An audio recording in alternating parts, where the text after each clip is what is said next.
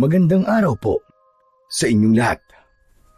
Ang kwentong inyong mapapakinggan ay tungkol sa binatang si Adrian na mula sa lahi ng mahuhusay na manunugis. Simula nang mapatay ng mga aswang ang kanyang ama, ay ninais na niyang sa kanya ipapamana ng kanyang lolo ang espada at pakpak na lawin na isang sandata na pinaniniwala ang may mutya na pinagpasapasahan sa bawat henerasyon sa kanilang pamilya. Ngunit magagawa ba ni Adrian na patunayan sa lolo niya na siya ang karapat-dapat na susunod na tagapagmana ng espada, gayong minsan niya na itong binigo? Ano ang kayang gawin ni Adrian para mapunta sa kanya ang espada na may mutya ng pakpak ng lawin? At ano ang gagawin niya upang magtagumpay laban sa puwersa ng kadiliman? Ngunit bago ang lahat, mga idol, huwag po nating kalimutang mag-subscribe at i-hit ang notification bell sa aking YouTube channel na The Voice Addict at Apong Isaak para sa mas marami pang makapigil hininga na kwentong aswang at katatakutan mula sa mundo ng kababalaghan. Umpisahan na po natin ang kwento. Ano ba, Adrian? Pwede bang pumirmi ka lang sa isang pwesto? Kanina pa ako nahihilo sa iyo eh. Kanina ka pa lakad ng lakad. Para kang asong di mapaanak. Kumalma ka nga. Paano naman ako kakalma, Tomas? Sabihin mo nga kung paano. Alam ko na sa oras na to, nasa kabilang baryo sina tatay at lolo at nakikipaglaban sila sa mga aswang. Ikaw naman pambira ka. Parang ito naman ang unang beses na nakipaglaban sila sa mga aswang. Hindi ba lahi kayo ng mahuhusay at matatapang na mga manunugis? Ang lolo Martin mo, matagal niya nang napatunayan na magaling siyang makipaglaban sa mga aswang. Tapos ang tatay mo naman, ipinamana sa kanya ng lolo mo ang espada na may mutya ng pakpak ng lawin. Kahit na, kinakabahan pa rin ako. Hindi ko pa rin kayang maging kampante lalo na't maraming aswang ang kinakalaban nila sa pagkakataon na to. Teka, sandali nga. Nagtataka ako kung bakit bigla kang kinabahan ngayon ah. Hindi ba kapag nakikipaglaban sila dati sa mga aswang, ay wala lang sa'yo? Hil ka lang dati. Kasi alam mo na palagi naman silang nananalo. Ano nangyayari sa'yo ngayon? Okay, sige. Sasabihin ko na sa'yo ang dahilan. Kagabi kasi, nanaginip ako na namatay daw si tatay sa pakikipaglaban sa mga aswang. Natatakot ako na baka magkatotoong panaginip na yun. Sasabihin ko sana yung kinatatay at lolo para bigyan sila ng babala. Pero hindi ko ginawa kasi naisip ko na baka pagtawanan lang nila ako eh. Alam mo naman na wala silang tiwala sa akin. Kasi nung sinanay nila ako para maging manunugis, ay puro kapalpakan lang ang mga ginawa ko. Ayun naman pala eh. Kaya pala nagkakaganyan ka dahil sa isang panaginip. Pero hindi mo ba alam ang sinasabi ng marami tungkol sa panaginip? Sabi nila, kung ano raw ang nakita mo sa panaginip, ay kabaligtaran na mangyayari sa totoong buhay. Kaya kung ako sa'yo, Adrian, kakalma na ako. Ibig sabihin, hindi mamamatay ang tatay mo at mahaba pa ang buhay niya. Sino ba nagsabi niyan sa'yo? Paano mo na sigurong totoong ganyang kasabihan? Basta sabi nila. Ang dami mo naman tanong, tol. Maniwala ka na lang sa akin, pwede ba? Ano kaya kung sumunod na lang ako kina tatay? Baka kung ano na talaga nangyayari sa kanila. Malapit na mag-umaga pero wala pa rin sila hanggang ngayon. Hindi naman tumatagal ng ganito kapag nakikipaglaban sila sa mga aswang eh. Kinakabahan na talaga ako. Hindi ang tatay mo mamamatay, tol. Kundi ikaw kapag ginawa mo yan. Ano bang alam mo sa pakikipaglaban sa mga aswang? Di ba wala naman? Basta, dito lang tayo sa bahay nyo at hindi ka aalis tapos. Pasalamat ka nga at sinamahan pa kita sa paghihintay sa tatay at lolo mo eh. Sus, kaya lang naman nandito kay para ikaw ang unang makakarinig ng kwento nila eh. Kilala kang tsismoso rito sa baryo natin eh. Hayaan mo na. At least, magagandang chismis lang naman ang ipinagkakalat ko. Hindi na muna nagsalita si Adrian. Dumungaw siya sa bintana at umasa na makikita niya na ang kanyang tatay at lolo na paparating. Ngunit bigo siya. Natatanaw na niya sa silangan ang unti-unting pagsikat ng araw. Totoo ang sinabi ng kaibigan ni Adrian na si Tomas. Ang angka nila ay kilala bilang mahuhusay na manunugis ng mga aswang. Kada henerasyon ay hindi pwedeng walang ipapanganak na manunugis sa kanilang lahi. Ngunit tila naputol na yon kay Adrian dahil pakiramdam niya ay wala siyang kakayahan na maging kagaya ng kanyang ama na si Ado at ni Lolo Martin. Tuluyan nang sumikat ang araw. Nakatulog na si Tomas sa sala ng bahay ni na Adrian. Nakadungaw pa rin si Adrian sa bintana, ngunit hindi pa rin bumabalik ang tatay at lolo niya mula sa pakikipaglaban sa mga aswang sa kabilang baryo. Maya-maya pa, napabalikwas ng gising si Tomas. Pupungas-pungas itong lumapit kay Adrian. Ano na nangyari? Nakauwi na ba sina Lolo Martin? Wala pa rin sila, Tomas. Grabe, nag-aalala na talaga ako. Baka kung ano na nangyari sa kanila. Sus Santissima, hindi ka pa rin pala tapos sa mga paganyan-ganyan mo. Pustahan tayo, tol. Kaya wala pa sila hanggang ngayon ay nagdidiwang na ang kabilang baryo sa tagumpay ng tatay at lolo mo. Maniwala ka sa akin. Ewan ko ba? Duda ako sa mga sinasabi mo. Mawawala lang tong kaba ko kapag nakauwi na sila ng buhay at ligtas. Ang negatibo mo naman mag-isip, tol. Hindi ba dapat ikaw ang kauna-unahang magtitiwala sa kakayahan nila bilang mga manunugis? Magsasalita pa sana si Adrian nang makita niya si Lolo Martin na paparating. Duguan ang damit nito. Bakas sa muka ng matandang lalaki ang panghihina. Nakatulala ito at parabang wala sa sarili.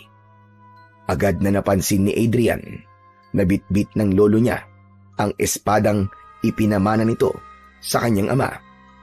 Ang espadang yun ay tinatawag na espada at pakpak ng lawin.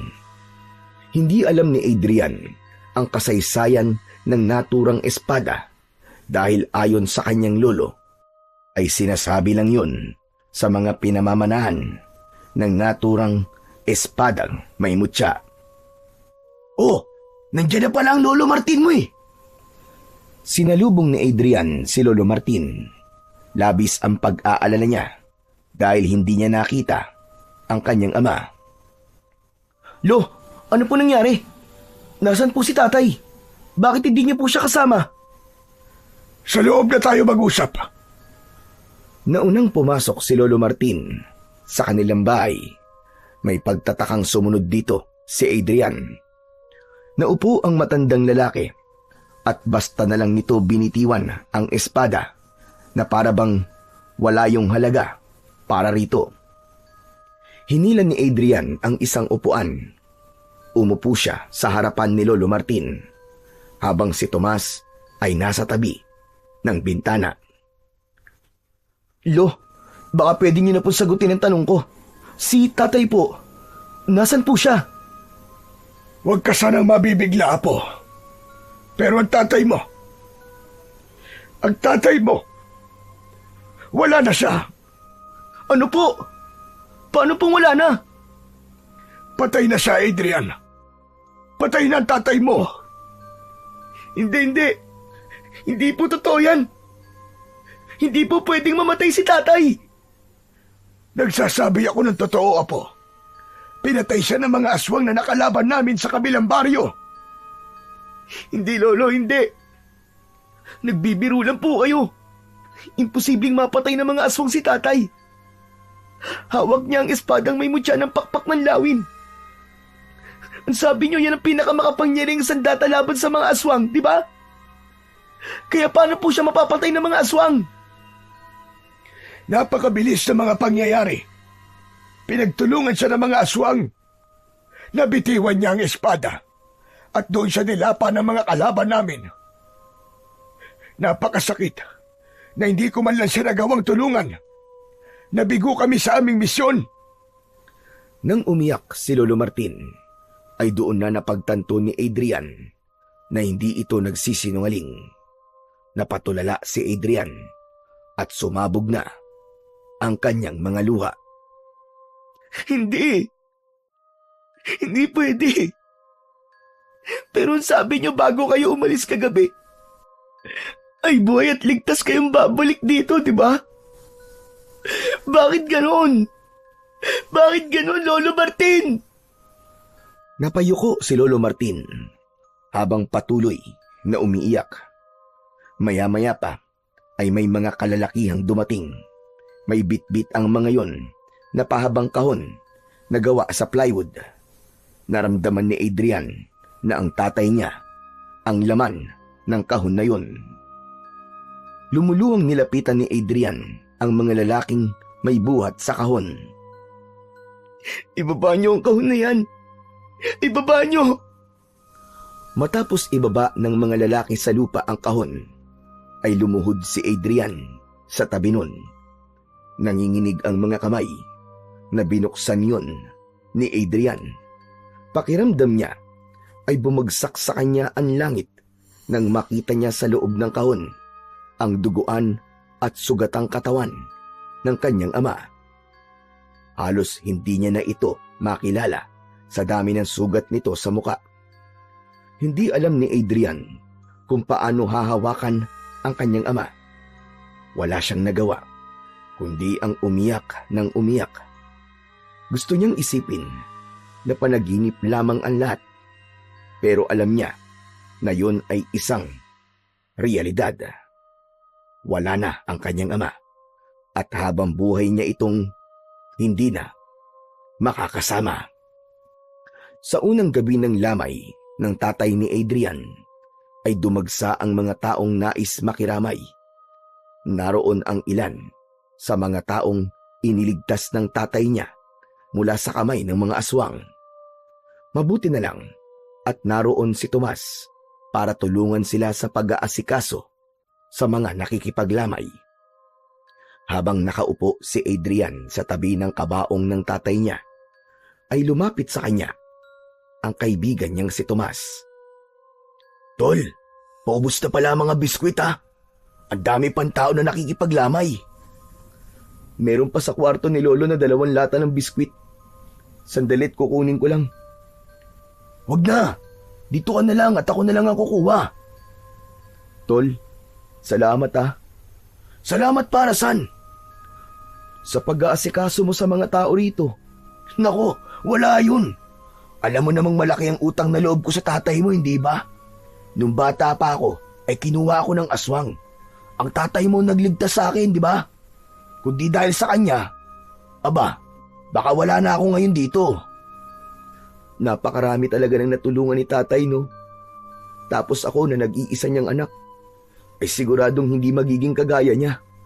Ano ka ba naman, Adrian? Pambihira ka. Huwag ka magsalita ng ganyan. Bata ka pa naman eh.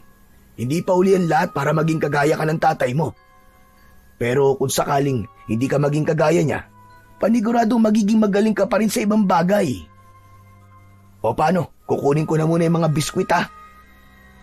Sige tol, maraming salamat.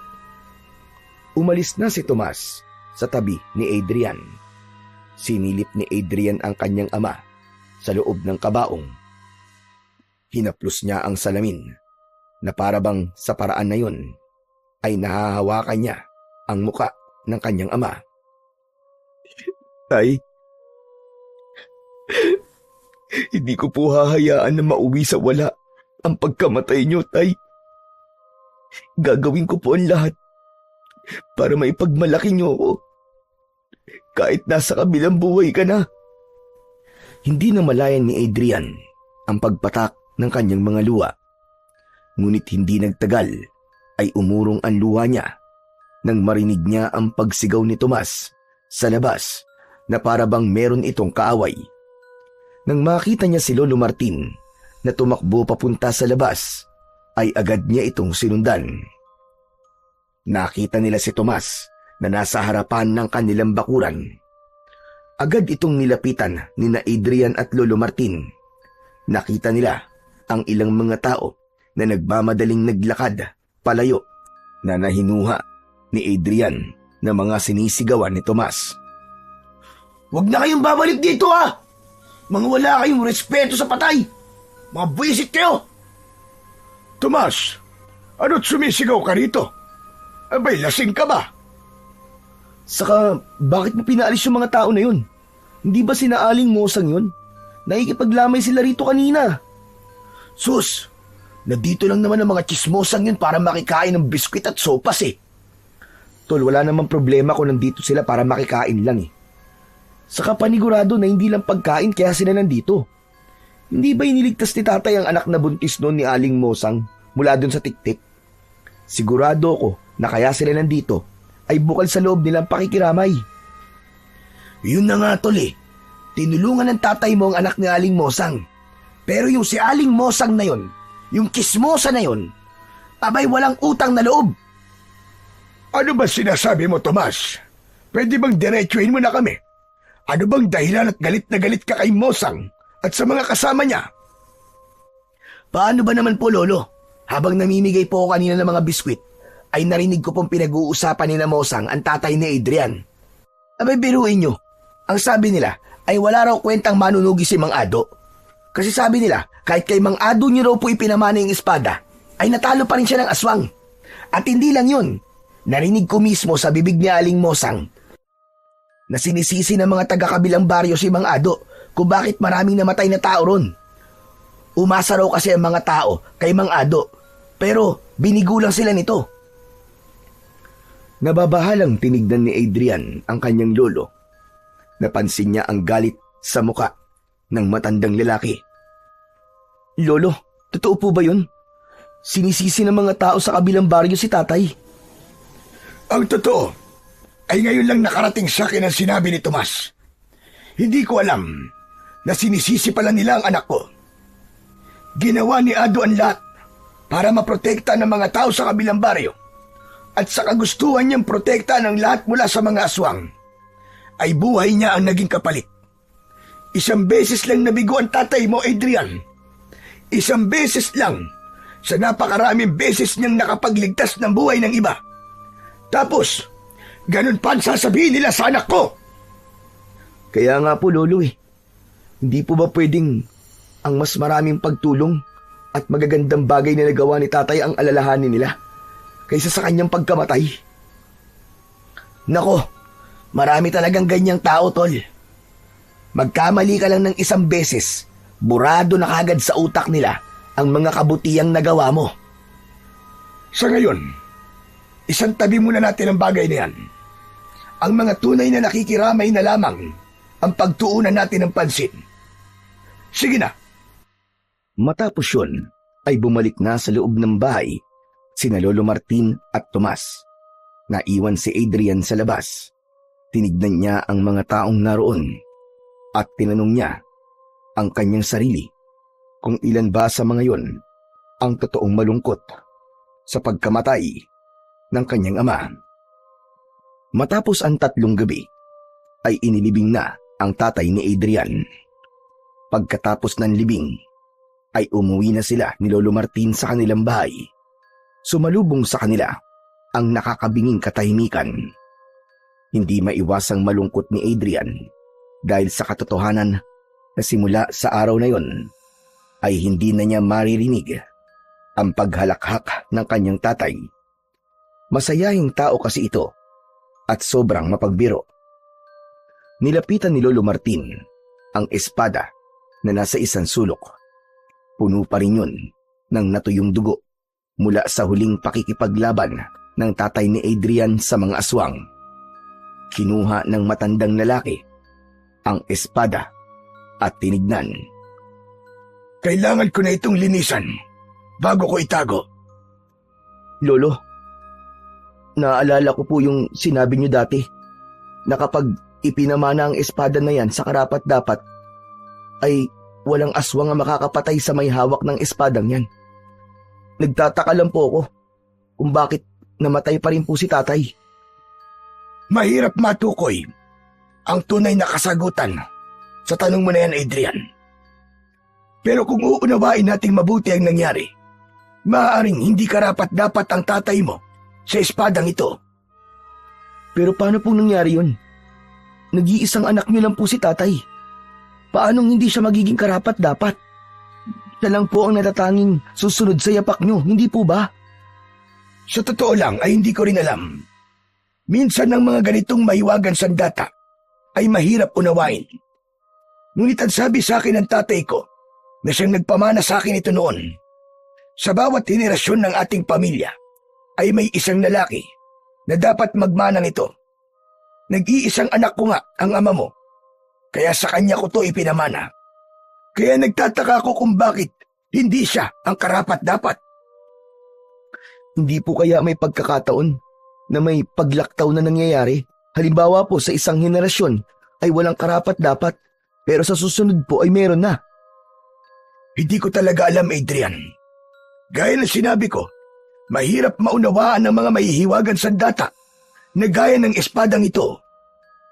Pero ngayong wala na po si tatay, ibig po bang sabihin ay kayo na ulit ang nagmamay-ari ng espada? Ganun na nga. Ngunit kailangan ko na itong maipamana. Matanda na ako, Adrian. Hindi na kaya ng aking katawan na gamitin at dalhin ang kapangyarihan itong taglay. Kung ganun, ipapamana niyo na po ba ang espada sa akin? Tama po ba? Adrian, ayoko makapagsalita sa ng masakit, lalo na't kakalibing pa lang ng iyong ama. Ayokong dagdagan ng sakit na nararamdaman mo ngayon. Alam mo na kung anong magiging kasagutan sa tanong mo. Nagbibiro lang naman po ako, Lolo. Alam ko naman po na hindi po ako ang karapat-dapat na maging tagapagmana ng espada na yan. Dahil wala naman po sa akin ng mga katangian para maging isang mahusay na manunugis. Kahit nga po ang tamang paghawak ng espada, ay hindi ko pa po alam. Kaya nga sana ay magkaroon ka na ng asawa. Nang sa ganun ay magkaroon ka na rin ng anak. Malay mo, ang anak mo pala ang susunod na magiging tagapagmana ng espadang ito. Pero Lolo, hindi ko po ba talaga malalaman kung ano pong kasaysayan ng espadang yan? Kahit po sana ang dahilan kung bakit po yan tinawag na espada na may mutya ng pakpak ng lawin, gusto ko po malaman. Ikinalulungkot ko, pero hindi ko maaaring sagutin ang mga yan. Hindi ba't sinabi ko na sa noon na ang tagapagmana lamang ang pwedeng makaalam ng lahat ng tungkol sa espadang ito? Sayang naman, talagang nais ko po kasing malaman ang kwento po sa likod ng espadang yan. Sa ngayon, ay dito na natin tatapusin ang ating pag-uusap, Apo. Magpahinga ka na at alam kong ilang gabi ka na rin walang maayos sa tulog. Ako naman ay lilinisin ko muna ang espadang ito. Sige po, Lolo. Pagkatapos niyo po riyan, ay magpahinga na rin po kayo. Pumasok na si Adrian sa kwarto nila ng kanyang tatay. Sandali siyang tumayo sa gitna ng naturang silid upang pagmasdan ang mga gamit ng namayapa niyang ama. Nakasabit pa rin sa likod ng pinto ang paborito nitong jacket. Kinuha niya ang jacket at niyakap niya yon na para bang yun ang kanyang ama.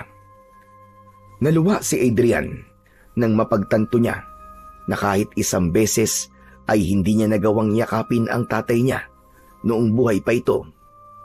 Hindi rin niya nasabi rito na mahal niya ito. Masyado siyang naging kampante na marami pa siyang pagkakataon para gawin at sabihin yon. Ngunit nang biglaang nawala ang kanyang tatay, ay doon niya nalaman na totoo nga na napakaikli lamang ng buhay ng isang tao. Nang mga sumunod na araw, ay mas ginawang abala ni Adrian ang kanyang sarili upang hindi niya masyadong maramdaman ang lungkot sa pagkamatay ng kanyang ama. Kulang na nga lang ay buong araw siyang magtrabaho sa taniman ng mga gulay kung saan sila parehas na nagtatrabaho ni Tomas. Sa tuwing umuuwi kasi siya sa bahay nila at mag-isa siya sa kanyang kwarto, ay bumabaha ang alaala ng tatay niya at hindi niya maiwasan ang pag-iyak. Isang hapon, papalubog na ang araw, ngunit nagbubungkal pa rin si Adrian ng lupa sa taniman ng mga gulay. Lumapit sa kanya si Tomas na handa ng umuwi. Aba tol, ano pang ginagawa mo dyan? Oras na ng pag-uwi ah. Tapos na ang oras ng trabaho natin. Ipapaalala ko lang sa'yo na wala nang dagdag na bayad yung pag-o-overtime mo na yan. Mauna ka nang umuwi, Tomas. Mamaya pa ako. Tatapusin ko lang tong isang hilera ng taniman ng pechay para bukas ay pwede na tong taniman ng binhi. Nagtaka si Adrian nang kinuha ni Tomas ang isa pang piko at nagsimula na rin itong magbungkal ng lupa. Oh, anong ginagawa mo? Akala ko ba uuwi ka na? Mamaya na. Tutulungan na kitang tapusin to para makauwi ka na rin. Tomas, hindi mo ako naiintindihan eh. Gusto ko talagang may ginagawa ako. Kapag kasi bakante ang utak ko, inaalala ko lang si tatay. Mas lalo lang ako nalulungkot. Naiintindihan kita, tol. Ganyan din ako nung namatay si nanay. Ginagawa kong abalan sarili ko para takasan ng lungkot. Pero alam mo ba, na mali pa lang ganun. Mali na takasan mo ang kalungkutan. Kailangan mo tong harapin para mas madali mo matanggap ang masakit na pinagdadaanan mo. Isipin mo na lang na ang kalungkutan ay parang aswang. Hindi mo to mapapatay kung hindi mo to haharapin. Napahinto si Tomas sa pagbubungkal ng lupa. Tila may kung anong matalim na bagay ang bumaon sa dibdib niya sa sinabing yun ng kanyang kaibigan. Napagtanto niya na simula nang mailibing ang tatay niya ay wala siyang ginawa kundi ang takasan ang kanyang kalungkutan. Kahit paano ay naliwanagan siya na dapat niyang harapin ang lungkot na yon hanggang sa masanay na siya at matanggap niyang wala na talaga ang tatay niya. Tol, hindi ba wala naman tayong trabaho bukas? Oo, wala nga. Bakit mo naman naitanong? Gusto mo bang mag-inom tayo mamayang gabi? Doon tayo sa bahay niyo. Aba, sige ba? Hindi ko tatanggihan yan. Matagal-tagal na rin hindi nasasayaran ng alak ang lalamunan ko. Nakalimutan ko na nga ang lasa nun eh. Tinapos na nilang dalawa ang pagbubungkal ng lupa. Nang matapos na sila roon, ay magkasabay na silang umalis sa taniman ng gulay at umuwi na sila sa kani-kanilang bahay. Pagsapit ng gabi, matapos maghapunan ay nagpaalam si Adrian kay Lolo Martin na magtutungo siya sa bahay ni na Tomas dahil mag-iinom sila. Pinayagan naman siya ng kanyang lolo at sinabi nito na huwag siyang iinom ng marami at huwag siyang masyadong magpapagabi. Bago magtungo sa bahay ni na Tomas, ay bumili muna si Adrian ng isang bote ng alak sa tindahan. Nang makarating siya kina Tomas, ay may mga baso at pinggan sa lamesang nasa harapan ng bahay ni na Tomas. Sakto na lumabas si Tomas na may dalang inihaw na tilapia. Yun! Sabi ko na nga ba't paparating ka na eh. Kaya naganda na ako. Nag-ihaw nga pala ako ng tilapia. Meron pa sa loob kasi alam kong kulang sa atin ng isang tilapia eh. Ayos yan, tol. Mas lalo tayong gaganahan yan sa pag-iinom natin kasi masarap ang pulutan natin. Sandali lang. Kukunin ko lang ang sausawan natin ha. Toyo na may kalamansi ba? Oo naman. At maraming sili. Alam na alam mo talaga ang paborito ko, tol ha. Yan ang gusto ko sa'yo eh. Siyempre naman. Ano pa't naging magkaibigan tayo simula pagkabata kung hindi ko pa alam kung ano-ano mga paborito mo. Sige na, kunin mo ng sausawan nang makapagsimula na tayo. Alak na ako eh. Natatawang inilapag ni Tomas ang inihaw na tilapia sa lamesa. Saka ito bumalik sa loob ng bahay. Inilapag na rin ni Adrian ang alak at umupo na siya. Nang bumalik si Tomas, nadala ang sausawan, ay agad nilang sinimulan ang pag-iinom. Nagpalitan sila ng tagay At matapos ang ilang minuto ay naramdaman na ni Adrian ang epekto ng alak sa kanya. At dahil sa tama ng alak ay nagkaroon ng lakas ng loob si Adrian na sabihin kay Tomas ang nasa loob niya. Alam mo ba, tol? Nang dahil sa pagkamatay ni tatay, ay mas lalo ko napatunayan kung gaano ko kawalang kwenta at walang silbi. Bakit mo naman sinasabi yan, tol? May silbi ka. Lahat tayo may silbi habang buhay pa tayo. Hindi mo ako naiintindihan, tol eh. Magkaiba kasi tayo ng klase ng pamilya na kinalakihan natin. Alam mo naman, di ba, na iba ang pamilya ko sa pamilya nyo? Kuha ko na. Kasi pamilya na manunugis ang pamilya mo. Tama ka. Grabe yung panlilit na nararamdaman ko ngayon, tol. Biruin mo. Tinanong ko si Lolo Martin kung sa akin ba niya ipapamana yung espada. Alam mo ba kung sabi niya? Hindi ko alam, tol. Wala naman ako ron nung mag-usap kayong dalawa eh. Ang sabi niya, mag-asawa na raw ako para magkaroon na ako ng anak. Baka raw sa magiging anak ko, pwede niyang ipamana yung espada. Ibig sabihin, hindi niya talaga nakikita na ako ang susunod na magmamana ng espadang yun.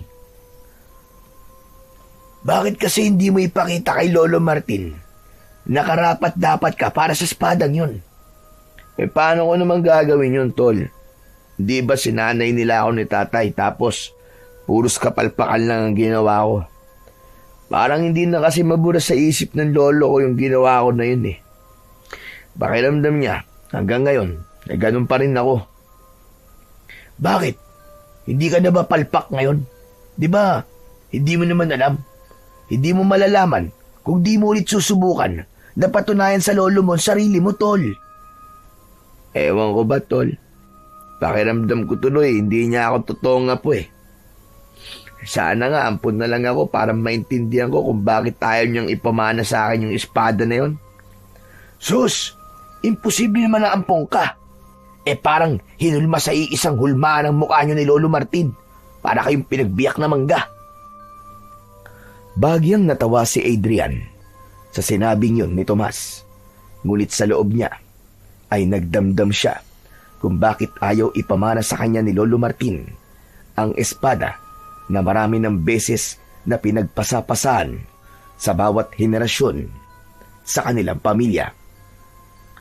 Alauna na ng madaling araw nang maubos ni na Adrian at Tomas ang isang bote ng alak.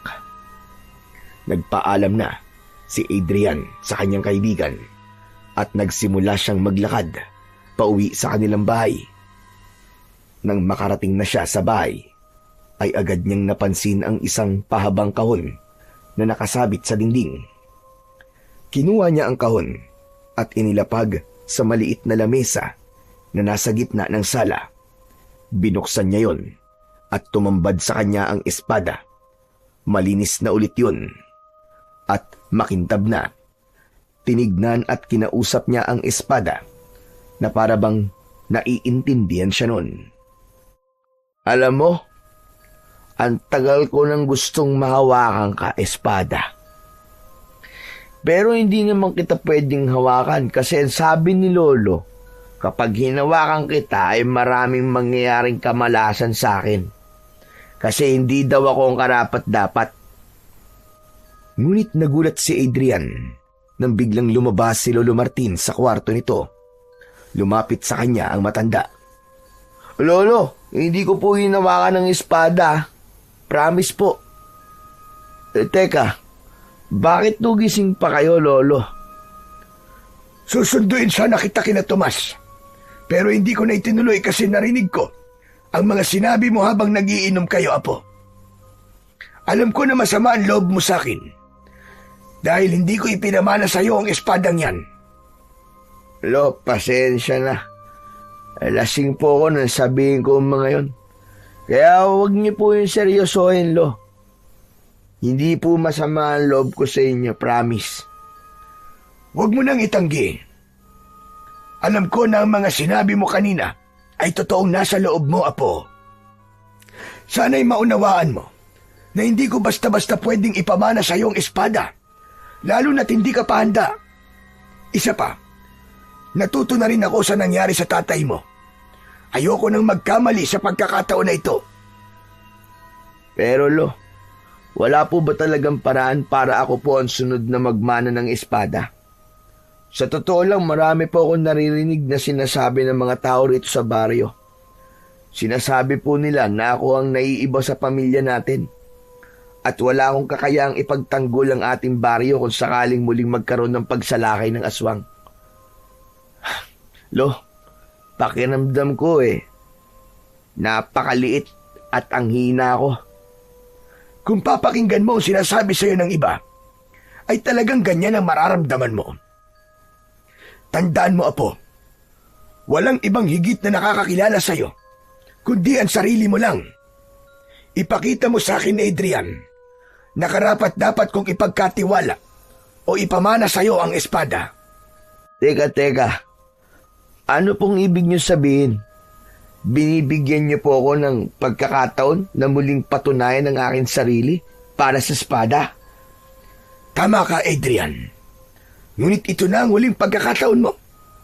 Kapag nakita ko na hindi talaga ikaw ang karapat-dapat, ay wala na akong magagawa, kundi ang maghintay ng panibagong sisibol sa henerasyon sa ating lahi. Maraming salamat po, Lolo. Hayaan niyo po at hindi ko sasayangin ang pagkakataong ibinigay niyo sa akin. Ipapakita ko po sa inyo na karapat-dapat po ako magmana ng inyong espada. Huwag mong sabihin, Adrian, kundi gawin mo. Magtitiwala ulit ako sa iyo. At sana, hindi ito usapan lasing. Oo, Polo. Naiintindihan ko po kayo. Sa naging pag-uusap na yun nila ng kanyang lolo, ay tila nawala ang pagkalasing ni Adrian. Nangako siya sa kanyang sarili na simula sa araw na yon ay ipapakita niya sa kanyang lolo na siya ang karapat-dapat na susunod na maging tagapagmana ng espada nito. Sa mga sumunod na araw ay nagsimula ng magsanay si Adrian ng mag-isa sa kanilang bakuran. Madalas ay umaga pa lang ay nagsisimula na siya. Bago siya pumasok sa kanyang trabaho, inalala niya ang mga itinuro noon sa kanya ng tatay niya. Hindi na niya alintana ang pawis at pagod dahil ang nais niya ay mapatunayan na kaya niyang maging tagapagmana ng espada ni Lolo Martin. Isang umaga, pumasok si Adrian sa trabaho na pagod dahil kakatapos lang niyang magsanay. Pagkakita ni Tomas sa kanya, ay napakunot ang noo nito. Oh, ano nangyari sa'yo, Tol? Hindi pa nga tayo nagsisimula magtrabaho mukhang pagod ka na. Nagsanay kasi ako bago pumasok Ano? Anong nagsanay? Nang ano? Sa pakikipaglaban sa mga aswang. Bakit mo naman ginagawa yon? Ang akala ko ba hindi ka susunod sa yapak ng tatay mo at lolo mo? Binigyan kasi ako ni Lolo ng huling pagkakataon para patunayan ang sarili ko, Tomas. Kapag nakita ni Lolo na karapat-dapat na raw ako, ay sa kanya ipapamana sa akin yung espada. Talaga? Totoo ba yan, Tol? Oo nga. Kailan ba ako nagsinungaling sa'yo? Pambihira ka. Maraming beses na, uy. Gaya nung bata pa tayo. Sinabi mo na kapag tinusok ko ng kawayan yung bahay ng mga bubuyog, ay magkakaroon ako ng kapangyarihan. Tapos ginawa ko naman. Yun, pinutakti ako ng mga bubuyog. Hindi ba, nagmukha akong binugbog ng 10 demonyo nun? Iba naman yun seryoso ako, Tol. Kaya kailangan ko maging mahusay sa pakikipaglaban sa mga aswang. Saka gusto ko tong gawin bilang pag-alala sa tatay ko. Ayokong mauwi sa wala lang ang pagkamatay niya. Kailangan kong labanan ng mga aswang na siyang pumatay sa kanya. Kung ganun, sa sandaling sumalakay na ang aswang dito sa atin, ay makikipaglaban ka na? Ganun na nga, Tol. Kailangan kong gawin yon kasi sa ganung paraan ko lang may papakita kay Lolo Martin na handa na ako at kaya kong gamitin ang espadang yun. Pero ang tanong, sapat na ba ang pagsasanay na ginagawa mo? Ang ibig ko sabihin hindi ka man lang ba ginagabayan ni Lolo Martin? Hindi. Ang sabi niya, kailangan ko daw yung gawin ng ako lang. Kaya hindi na ako nagtangkang humingi ng tulong sa kanya. Grabe, iba rin talagang determinasyon mo, tol. Pero sana ay magtagumpay ka sa gusto mo mangyari. Biruin mo, kapag naipamana sa iyo yung espadang yon, ay magkakaroon ako ng kaibigan na isang tanyag na manunugis. Siyempre, dapat dalin mo rin ako kapag sikat ka na, di ba? Loko ka talaga. Hindi ang pagiging sikat kung bakit ko to ginagawa. Una, gusto kong wag masayang ang pagkamatay ni tatay. At syempre, gusto kong ipakita sa mga tao rito sa baryo natin na mali sila sa mga sinasabi nilang hindi maganda sa akin. Yan, tama yan, pre. Hayaan mong kainin ng ibang tao rito ang mga sinasabi nila tungkol sa'yo. Lalo na yung aling mosang na yun. Narinig ko nga nung isang araw na ikinikwento niya sa mga katsismisa niya na paniguradong ikinakahiya ka raw ng tatay mo kasi walang pag-asa na maging katulad ka ni Mang Ado. Hindi pa rin pala tumitigil ang aling mosang na yun, ano? Hindi ko alam kung bakit niya yung ginagawa. Wala akong natatandaan na may nagawa ang pamilya ko sa kanya na hindi maganda. Naku, hayaan mo na nga siya, tol. Sadyang may mga tao lang talaga na ginagawang panghimagas ang chismis. Doon sila sumasaya. Ayaw mo ba nun? Nakakapagbigay ka ng kasiyahan sa ibang tao. Saka mga ganong klase ng tao, Chong. Sila yung mga malulungkot. Gusto nilang pinagpepiestahan at pinagtatawanan ng kahinaan ng iba. Pero sarili nilang mali, hindi nila nakikita. Tama ka, tol. Hindi ko na dapat pansinin ang mga gaya ni Aling Mosang kasi wala naman silang maitutulong sa akin. Ang dapat kong pagtuunan ng pansin ay ang maging biyasa sa pakikipaglaban. Para sa sandaling may pagkakataon na patunayan ko ang sarili ko sa espada, ay may ipapakita ko yung kay Lolo Martin. Nang dahil sa pakikipag-usap ni Adrian kay Tomas, ay nadagdagan ang tiwala niya sa kanyang sarili at mas lumakas ang kanyang loob na magtatagumpay siya sa bagay na nais niyang maabot. Nagpatuloy si Adrian sa kanyang pagsasanay. Isang umaga, pagkagising niya, ay agad siyang nagtungo sa likod ng kanilang bahay upang muli ay magsanay. Wala siyang pasok sa trabaho ng araw na yon, pero imbis na magpahinga, ay nagdesisyon siyang ilaan ang buong araw niya sa pag-iensayo. Sa gitna ng kanyang ginagawa, ay narinig niya ang pagtawag sa kanya ni Lolo Martin. Adrian, tumigil ka na muna dyan, apo. Halika't samahan mo ako mag-almusal. Ipinagtimpla na kita ng kape. Baka lumamig na yon. Mamaya na po ako mag-aalmusal, Lo. Magpapapawis lang po muna ako. Ikukondisyon ko po muna ang katawan ko para sa maghapong pagsasanay na gagawin ko. Lumapit si Lolo Martin kay Adrian. Kinuha nito ang kawayan sa kamay niya na ginagamit niya sa pagsasanay.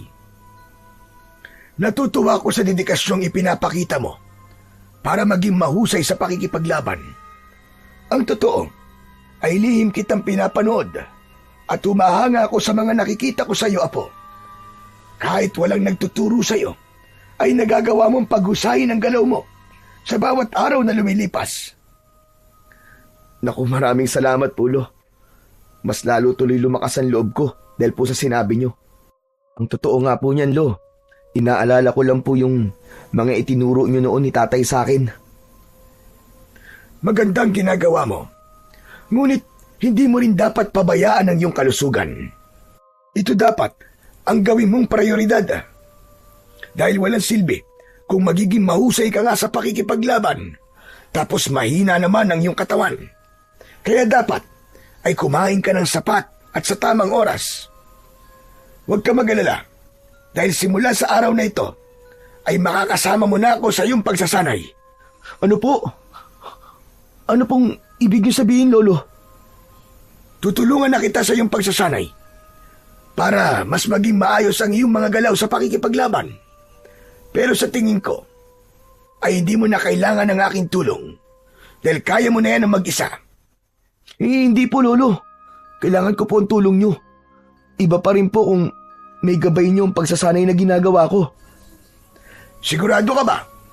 Baka makagulo lang kasi ako sa sarili mong estilo. Hindi po. Ang totoo nga po niyan eh. Ilang beses na akong nagtangkang sabihin sa inyo na baka pwede niyo po akong tulungan sa aking pagsasanay. Pero inuunahan po ako ng hiya palagi eh. Ano ka ba? Hindi mo kailangan mahiya sa akin na po. Tayong dalawa na lamang ang magkasama sa buhay. Kaya dapat magtulungan tayo. Sige na, sumunod ka na sa akin sa loob para makapag-almusal na tayo. Sige po, Lo. Maraming salamat po ulit. Nang tumalikod at naglakad na papasok sa bahay si Lolo Martin, ay ngumiti ng malaki ang binatang si Adrian. Hindi niya naitago ang labis na kasiyahan dahil sa sinabi ng kanyang lolo. Pakiramdam niya ay isa lamang panaginip ang lahat at hindi siya makapaniwala na ito mismo ang nag-alok na sanayin siya sa pakikipaglaban sa mga aswang. Matapos mag-almusal, ay sinimulan na kagad ni na Adrian at Lolo Martin ang pagsasanay. Sa likod ng bahay ay tinuruan si Adrian ni Lolo Martin ng iba't ibang teknik sa pag-atake at pagdepensa gamit ang kawayan na kunwari ay isang espada. Habang lumilipas ang oras, naramdaman ni Adrian ang kasiyahan dahil hindi na siya basta pinapanood lang ni Lolo Martin dahil ito na mismo ang nagtuturo at gumagabay sa kanya. Sa bawat tamang galaw na nagagawa niya ay pinupuri siya nito, kaya mas lalong naging malakas ang determinasyon ni Adrian. Para sa binata, sapat na yon bilang senyales na unti-unti na niyang napapatunayan ang kanyang sarili at nakukuha na niya ang tiwala ng taong matagal nang nag-aalinlangan na ipamana sa kanya ang espada na may mutya ng pakpak ng lawin. Matapos ang kanilang pagsasanay, ay pagod na naupo si Adrian sa mahabang bangko na nasa ilalim ng puno ng mangga. Habol niya ang kanyang paghinga, pero masaya siya. Lumapit si Lolo Martin sa kanya. Kumusta? Marami ka bang natutunan sa pagsasanay natin ngayong araw? Napakarami po, Lo. Nakakapagod pero masaya po ako na kayo na po nagtuturo sa akin ng mga dapat ko pong malaman. Ipinagmamalaki kita, Apo. Napakalayo mo na sa dating Adrian na sinanay namin noon ni Ado. Ibang-iba ka na ngayon. Bata pa po kasi ako noon, Lo eh. Wala pa ako masyadong determinasyon, pero ngayon, nag-iba na po ang paraan ko ng pag-iisip. Lalo na po nung namatay si tatay dahil sa mga aswang. Ayoko po siyang biguin, lalo na alam ko na ang gusto niya ay akong sunod na magmamana ng inyong espada. Huwag ka mag-alala. Dahil sa sandaling makita ko na handa ka na ay ipapamana ko na sa iyo ang espada. Ang nais ko, kapag gagawin ko yon, ay sigurado na ako at hindi na ako magkakamali. Kaya sana ay mas tatagan mo pa ang iyong loob at habaan mo pa ang iyong pasensya at paghihintay. Nauunawaan ko po, Lo. Ganyan din po ang gusto ko. Ayoko pong madaliin ang lahat. Basta, kapag wala ka ulit pasok sa trabaho, ay magsasanay ulit tayong dalawa. Ano po kaya kung umalis na po ako sa trabaho ko para makapag-focus po ako sa pagsasanay? Yan ang wag na wag mong gagawin. Tandaan mo na kung ikaw ay magiging ganap na manunugis, hindi mo maaaring paikutin dito ang iyong buhay dahil madali ka mapapagod. Isa pa, hindi ka babayaran sa pagiging manunugis, kaya dapat ay may ginagawa kang ibang bagay kung saan kikita ka ng pera. Gusto ko lang po talagang pagtuunan ng pansin ang pagsasanay ko, Lolo. Pero nakuha ko naman po ang ibig niyong sabihin. Kaya hindi na po ako aalis sa trabaho ko. Pero sana po, kung nasan man si tatay, ay masaya po siya sa ginagawa ko. Tiyak akong masaya si Ado. Lingid sa kaalaman mo, palagi niyang sinasabi sa akin na sanayin ka namin ulit kasi noon pa man ay nararamdaman niya na hindi siya ang karapat-dapat na magmana ng espada. Ang sabi niya ay kailangan mo lang nasanayin at baka lumabas ang kakayahan mo bilang isang manunugis. Pangarap niya kasing makita ka na hawak-hawak ang espadang yon. Kaya nga lang ay hindi ako nakinig sa iyong ama. Kahit pala noon pa, ay may tiwala na si tatay sa akin. Dahil po sa nalaman ko na yan, Lo, mas lalo ko pong paghuhusayin ang aking pagsasanay. Tutuparin ko po ang pangarap ni tatay para sa akin. Tinapik ni Lolo Martin sa balikat si Adrian. Bago siya nito iniwanan. Nang mag-isa na lang ay tumingala sa langit si Adrian at umasa siya na makikita niya roon ang kanyang ama. Pero kahit bigo siyang makita ito, ay naramdaman pa rin niya ang presensya nito. Pakiramdam niya ay nasa tabi lang niya ang kanyang ama at gumagabay sa bawat galaw at desisyon niya sa buhay. Nagpatuloy si Adrian sa kanyang pagsasanay. Kapag may oras si Lolo Martin, ay tinutulungan siya nito. Isang gabi, nagtungo si Tomas sa bahay ni na Adrian upang doon ito makikain. Minsan kasi, kapag hindi gusto ni Tomas ang ulam sa bahay nito, ay nagtutungo ito kina Adrian para makikain. Wala namang problema yon kina Adrian at Lolo Martin dahil mas gusto nilang kasalo si Tomas dahil masyado itong madaldal at nagiging masaya ang kanilang pagsasalo-salo. Lolo Martin, matagal-tagal na pong walang sumasalakay na aswang dito sa baryo natin, no? Bakit? Gusto mo bang magkaroon? Hindi naman po. Siyempre, ayoko. Ang gusto ko lang pong sabihin talagang napatunayan nyo na sa lahat na kayo ay isang mahusay na manunugis. Kita nyo naman, takot na pong bumalik ang mga aswang dito sa ating lugar. Kasi alam nila na nandito kayo. Duda ako sa sinabi mo na yan, Tomas. May pakiramdam ako na anumang sandali ay sasalakay dito ang grupo ng mga aswang na pinamumunuan ni Gubaton. Ano po, Lo? Sino pong Gubaton? Si Gubaton ang pinuno ng mga aswang na kinalaban namin ng iyong ama sa kabilang baryo kung saan siya nasawi. Alam nyo, matagal ko nang nais na patayin si Gubaton dahil sa kakayahan niyang gawing aswang ang isang tao. Ginagawa niya yon upang hindi maubos ang kanyang mga alagad. Naniniwala ako na kapag wala na si Gubaton, ay doon ko lang masasabi na ligtas na ang ating baryo at iba pang mga lugar sa banta ng mga aswang. Talaga po bang malakas si Gubaton at hindi niyo siya napatay? Malakas siya kung ikukumpara sa ibang pangkaraniwang aswang. Ngunit kaya siyang patayin ng aking espada.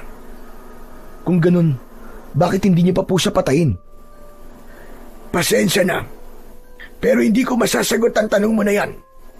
Saka ko nasasabihin sa iyo ang dahilan kung sakaling dumating na ang araw na ipapamana ko na sa iyo ang espada. Kaya pag-usayan mo pa ang iyong pagsasanay, Apo. Hindi po ba parang napakatagal nang nagsasanay ni Adrian, Lolo? Ano kaya kung ipamana mo na sa kanyang espada? Baka bigla na lang po sumalakay dito yung Gubaton na sinasabi nyo Mas mabuti na po yun na kapag nangyari yun, hawak na po ni Adrian ang espada. Hindi porke nagsasanay na si Adrian ay karapat-dapat na siya para sa espada. Bilang kasalukuyang tagapangalaga ng espada at pakpak ng lawin, ay ako makakakita at makakaramdam kung kailan ko na pwedeng ipamana ang espada na yun kay Adrian. Walang magandang maidudulot ang pagmamadali na yan. Yan ang tatandaan mo, Tomas. Tama si Lolo, Tomas. Hindi dapat ako magmadali na ipamana niya sa akin ng espada. Dapat ay mapatunayan ko muna ang aking sarili. Pero Lolo, balik po tayo kay Gubaton. Isa po ba siya sa mga aswang na pumatay kay tatay? Oo, Apo. Pinuntirian ni Gubaton ng iyong ama. Nang labis nang nasugatan ni Gubaton si Ado, ay saka siya pinagtulungan ng mga alagad ni Gubaton. Teka, bakit mo pala naitanong yan? Kung ganun, siya po palang dapat kong puntiryahin. Gusto kong iparamdam sa kanyang ginawa niya kay tatay. Gusto kong pagsisihan niya ang kanyang ginawa. Naiintindihan ko ang galit mo ngayon.